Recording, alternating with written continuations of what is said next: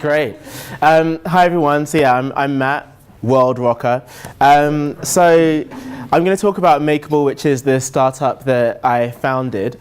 I guess the first thing I should say is that you've heard from like two great data science companies. I studied chemistry at uni, so this is the closest I get to like data science, just like stuff in labs. But the reason why we're here is because we're at the very beginning of thinking about how we could use data science. So part of the benefit is just to kind of open up what we're talking about to you guys, and we're really open, Kathy, my colleague, is here as well, on kind of any thoughts that emerge over the course of the presentation in terms of how we can best use data science to unlock the world's humanity and accelerate social progress. So I'll just give you a bit of a background, which is these are my folks, and as I was growing up, they used to sponsor a child, so I was always doing that when I was growing up. And then my sister and I, when we were at school, we used to watch these Oxfam commercials of just give £2 a month, but our pocket money was just £2 a month, so that money was going on sweets, it wasn't going on food and water for people that needed it. Then when I got to school and university, I thought, okay, now I can actually do something. So at uni, I started sponsoring this guy, Angel. It cost £15 a month, but then after a few months I realized that I just couldn't quite afford to continue it because I had to like spend money on, you know, like books and beer and other things. So I cancelled, but then I thought, wait, if I got my mates to put in £1 a month each, we could sponsor a kid for a quid. And so that gave birth to this idea called Sponsor a Kid for a Quid, which we ran in conjunction with World Vision at my uni in Birmingham in my final year.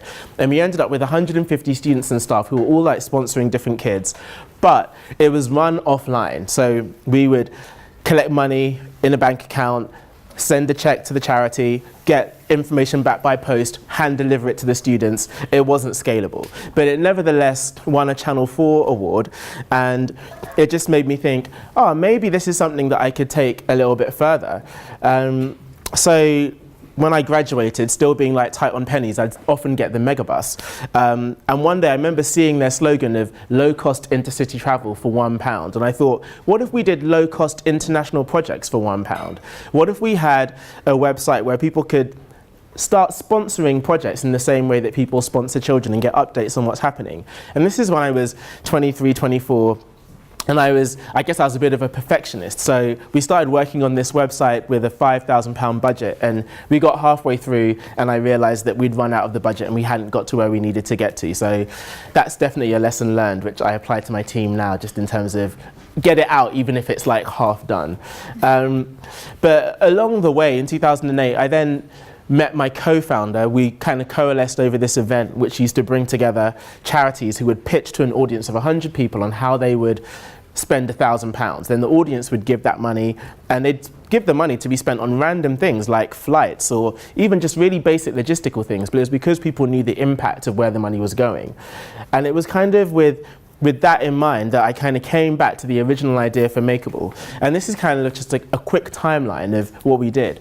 So kind of like May 2013, I quit my job in, I'd been working for an animal charity. I was like in their international comms team, and saved up enough money and got like a 10K startup loan to start working on Makerble. So built some wireframes, well, got wireframes designed, started building the product, working from me and my co-founder's house, interns coming in, me still in my dressing gown. It was great.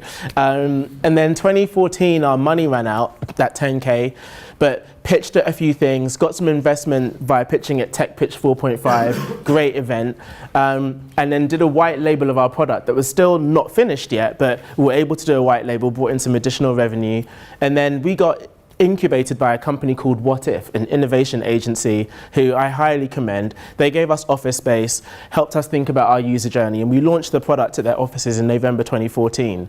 And then at the beginning of 2015, we had about 200 charities that had all registered to use Makerble. And so we kind of had a whole series of marketing campaigns planned. We had some like gift vouchers that were coming out, and all sorts of like fun things. But we found that most of our time was spent on working with charities to get them to think about what is their impact and how do they communicate that through the platform. We thought we'd just have charities knowing how to use it so that we could go out, do donor acquisition and give people updates on where their money was going. But we found ourselves in long phone calls with charities, helping them think about how do we break down what our impact is and how do we then communicate that digitally in a way that's going to resonate with donors. So as a result, towards the end of the year, we realized that in order to achieve our original vision, we first needed to pivot and solve this first problem of how do we enable charities to properly think about and articulate their impact. And that's pretty much like where we are now and what we're going to talk about.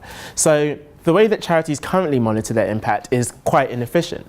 First of all, they're often not really sure. There's 160,000 charities in the UK, to put this in perspective. And the ones that most people know about are probably the largest, like 1,000 or so. 70% of donations go to the top 1% of charities. So there's a massive long tail that aren't really that well resourced, but are doing epic work. So if you're a charity, especially if you're working overseas, and we've spoken with some large charities whose names I won't mention, they'll like take notes on paper and then type those up in the field and then put it in a spreadsheet, and then that's how they get a sense of their impact, like the beneficiaries that they're working with. They might be working with 30,000 young women in Ebola who've like been suffering from Ebola, and they'll be using this kind of method to collect that data. And many of them are still not even sure what they should be collecting. And so what we thought was, how can we solve this? And when we looked into how charities track their impact and what's going on at the forefront of the charity sector, we realized that you could kind of break down charity impact into what we call indicators, be it the activities that happen, the participants that happen, but then the short, medium, and long-term outcomes of the work. And when you start breaking it down into like the short, medium, and long-term outcomes, for example, a long-term outcome of a charity working on, say, domestic violence might be that families are richer, but then how do you measure that? When I say richer, I mean like there's less violence. Well, you could have various indicators about the guy's behavior, about how the children are responding. So whenever a charity is tackling an issue, if you think about it from a common sense perspective, you'll realize there's a whole load of indicators that are behavioral that you can look at that give you an indication of whether change is happening. It's just that charities don't necessarily know how to collect all of that data in one place. So what we've created is a template store that is basically full of loads of templates like this for every kind of cause that a charity might be working on, so that they can very quickly figure out what should we be tracking. But then once they've then decided that and they've got that template, that's where our app comes in. So we've got an app that's currently on Android that pretty much takes the stuff that they've planned out in the template and distills it down into an app that staff can use when they're working with beneficiaries to log various indicators in terms of signs of progress happening. But actually where we'd like to take it is, and we're speaking with a couple of charities about this, is putting it in the hands of the people who they actually work with, in the hands of the beneficiaries, so that they can be logging their behavior. So the charity's getting this rich data from the people they're working with themselves about the progress that's happening. Then all of that is brought together in our online dashboard. And so there's various benefits for the charity from A, it makes them hopefully a lot smarter because they have a much better idea of the change that is happening as a result of their work, as well as cost savings and their team has been better on board with what's happening, and ultimately them being in a better position to fundraise because they've got a stronger narrative of the impact that they're creating. I'm just going to roll a short video that just kind of talks to you how it works. Imagine if you could track the impact of all the work your staff and volunteers do around the world. With Makerble, it's easy. Start by selecting the metrics you care about. Makerble adds them into a mobile app that your staff can use to monitor the progress being made on every project you work on. Whenever they're in the field, your staff log the number of people they've helped and can attach pictures, notes and videos, even when they're not connected to the internet. And then whenever they're in a Wi-Fi area, that content is automatically uploaded to their central dashboard, giving you a real-time view of the impact being made, which you can present to potential funders and share with your donors and social media followers whenever you want. Now you can quantify the difference you make in the world. Start tracking your impact today with Makerble. Oh, I hate hearing my own voice. And that was me with a cold, and we haven't put the audio on this. That's why I didn't. Should have a jingle. So embarrassing. Anyway, okay, let's just click on. So yeah, where we are at the moment is, helping charities track their impact. But when we think about where this can go, because in a sense we're trying to think about behavior change and gamifying that process of, be it charitable staff putting in data about the progress that's happening, or beneficiaries themselves adding in data about the change they're making. I'd eventually we want to be working with local governments as well as with businesses in terms of helping them track the impact of their CSR programs or their internal cultural change programs.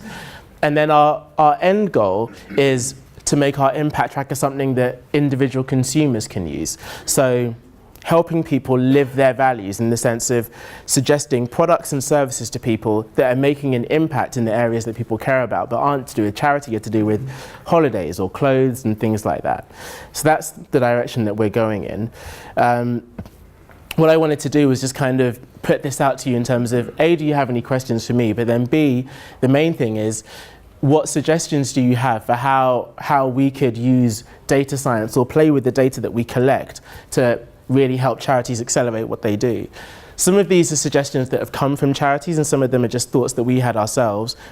We were at a charity conference last week, and one of the suggestions was, it would be great if, when you're, say, doing your work overseas, we can just take a picture of the people who we're working with, and it would tag them, and then we can kind of log their progress in that way. Another one is, as we start collecting data at scale from lots of different charities, then we're going to get a good sense of how individuals move through different charitable services, and how they go from, say, being someone who was homeless to someone who's now in work. And so having an understanding of those different beneficiary journeys, maybe there's something we can do with that. Advising staff on next steps to take with certain beneficiaries. A similar thing in terms of, as a charity is loading in information about the path that someone is on, then at scale we could have some insight into what that person might do next, what kind of pitfalls they might come up against, and therefore making suggestions to the charity of how they could behave differently. Also helping charities predict the impact of their projects or increases in demand for their services, and then that final idea of how we can eventually suggest products to people that help them live their values. So that's where we are at the moment. I welcome any questions that you have or suggestions on what we're doing. Thank you.